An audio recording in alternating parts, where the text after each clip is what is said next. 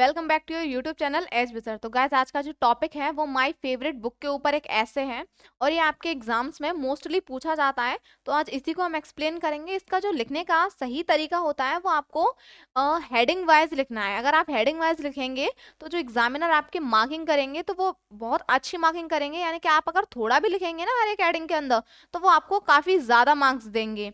But अगर आप बिना हेडिंग के एक ही साथ पूरा लिख दोगे तो उसमें आपके अक्सर मार्क्स कटने की संभावनाएं रहती हैं। तो आपको ध्यान रखना है कि आपको हेडिंग वाइज करना है अच्छी तरह से, जिससे कि आपको अच्छे से अच्छे मार्क्स मिले। तो चलिए इसे एक्सप्लेन करते हैं।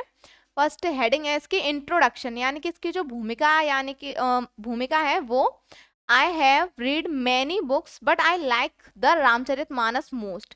यानी कि मैंने बहुत सारी किताबें पढ़ी हैं लेकिन रामचरित जो मानस है वो मुझे बहुत अच्छी लगती है, वो मेरी फेवरेट बुक है। It is my favourite book, it is a Holi book. यानी कि ये मेरी फेवरेट और यह एक पवित्र किताब है। ये मेरी फेवरेट भी है और ये पवित्र किताब है। Author, this book is written by Tulsidas. यानी कि ये जो किताब है, पुस्तक है, वो तुलसीदास के द्वारा लिखी गई है। It is Hindi version of Ramayan which was written great poet Valmiki in Sanskrit. यानी कि यह रामायण की हिंदी वर्जन है जो कि उसके महान कवि वाल्मीकि ने संस्कृत में लिखी थी। ये जो रामचरितमानस है वो संस्कृत में, मतलब जो रामायण है वो संस्कृत में लिखी गई है और जो रामचरितमानस है वो तुलसीदास ने इसका हिंदी वर्जन किया है, यानी कि इसे हिंदी में लिखा है। Brief summary, the book has the story of Lord Ram and his wife Sita. यानी कि पुस्तक में जो कहानी है वो भगवान राम और उनकी पत्नी सीता की है। At the order of his father Ram went away to the forest. यानी कि उनके पिता के आदेश पर उन्हें अपना पूरा राजमहल छोड़कर वनवास जाकर रहना पड़ा था। His wife Sita and brother Lakshman also went with him. यानी कि उनकी पत्नी सीता और उनके भाई लक्ष्मण भी उनके साथ वनवास गए थे। They lived there for 14 year. यानी कि वो राम लक्ष्मण और उनकी वाइफ सीता उस जंगल में 14 साल तक रह करके आए थे, सिर्फ अपने पिता के आदेश के ऊपर। मेन चार्म्स, यानी कि इसके जो मुख्य आकर्षक हैं वो कौन कौन हैं। The main charms of this book it is characterisation. यानी कि इसके जो मुख्य आकर्षक हैं वो इसके ही कैरेक्टर्स हैं। इसके जो मेन कैरेक्टर हैं वो लॉर्ड राम हैं, सीता हैं, लक्ष्मण हैं और उनके भक्त हनुमान हैं।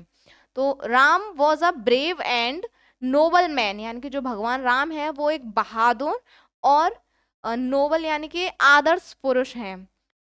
Sita was a faithful wife. यानी कि जो सीता माता है वो एक आदर्श, फेथफुल यानी कि आज्ञाकारी मान सकते हैं। यहाँ पर जो सीता है उनकी जो पत्नी वो एक आज्ञाकारी वाइफ है। She was an ideal lady. यानी कि वो एक आदर्श महिला है।